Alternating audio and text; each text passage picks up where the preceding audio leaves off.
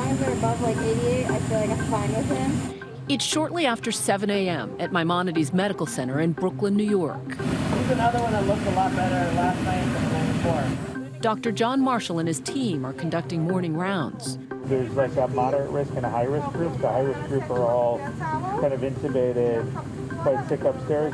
The emergency room is filled with people seriously ill from COVID-19. Many are having difficulty breathing. We're trying to keep a lot of the patients off ventilators, and so we're keeping those patients on high flow oxygen, giving them 40, 50, 60 liters of oxygen per minute. Even though we're applying some of these advanced measures, some of these patients are just continuing to go downhill and just getting worse no matter what we do.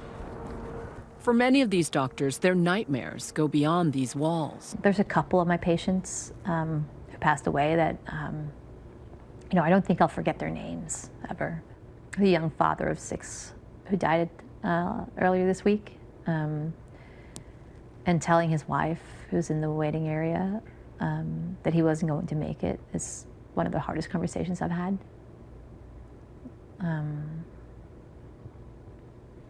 It was very unexpected and very sudden. Do we have any shortages on the floor? There are some, yes, in the ED mainly. The hospital leadership holds daily check-ins as they run through their latest numbers. There were 8 additional intubations. On top of the 20? Yesterday, on top of the 20. Those on the front lines know their daily exposure leaves them highly vulnerable. So let me just take a moment. We found out this morning that we lost another teammate. I would like to ask everyone to just take a moment of silence and just reflect upon all the work that we're doing. Thank you, everyone. But amidst the grief, hope still lingers. He's coming! After 2 weeks at home recovering from COVID-19, Dr. Paul Saunders gets a hero's welcome back at the hospital. Thank you very much. Totally unexpected and undeserved, but thank you all for coming to work and for working so hard in all this time. So, all appreciated by everybody, but thank you very much. And welcome back. Happy to be back. Still got people coming in. Okay, back to work, guys. Back to reality. This is the surgical ICU. Is this the stuff you made us putting on? No, this is not the stuff he missed. So this is the patient who was put on yesterday. So he's been on ECMO for just about 24 hours now.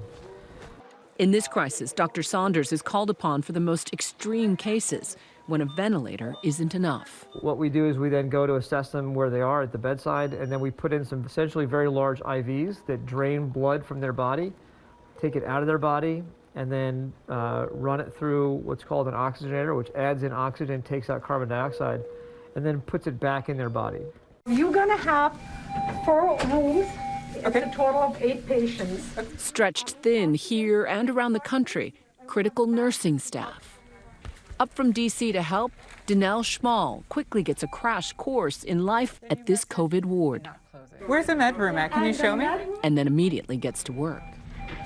You know what I've noticed? Like with the whole disease process of like COVID, these people will be standing and like talking to you, and they're sitting and their oxygen saturation is in like the low 80s or like mid 80s. It's crazy. It's crazy how fast this disease is Progresses. Hi, sir. Hello. Hello. My name's Danelle. I know this young lady's been taking care of you all day. 82 years old. Okay. I appreciate everything that's being done, and I hope by the grace of God I have a few more years to live. If not, whatever he wants is going to be. And God bless them that all is trying to help as far as that goes. You know, you have a lot of young people here. Right, their immune systems might be good, are good, but they're still risking their lives. Have you had the fear that this will be fatal for you? Like, is that a real fear for you, or do you feel as if that this is not, it's not a reality for you? Just because I've never heard it from a patient's perspective, that like, do you fear? I hope I'm going to beat it. Yeah, of course. This is what I mean. Of course. Okay? But also, I may go. So far, they're saying I'm doing okay. For my age. You look like you're doing good. Okay, yeah, I'm a feisty old man. Yeah, I see. But the thing is, whether I beat it or not, I still have to say thank you for everyone who tried. Thank you. And I feel very bad for the young people, because they have their lives to live. I had mine. Let me help you out with that, okay? I just can't imagine like what they're going through. Yeah, my heart just goes out to him. I just don't want to get emotional at work because I have a lot of my shift left to do. So I try not to think about anything that might pull on my heartstrings while I'm at work.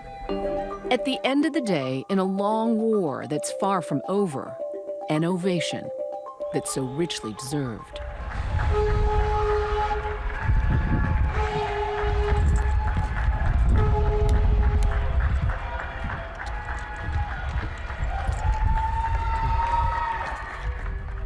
It's a celebration of the essential workers that keep this city alive and keep it going, you know, through all of these hard times.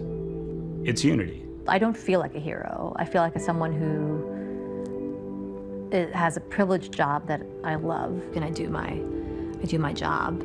But I do look at all my colleagues, you know, who keep coming to work and keep going at it, and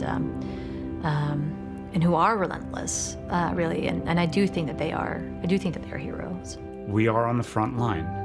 We're dealing with tragedy every day.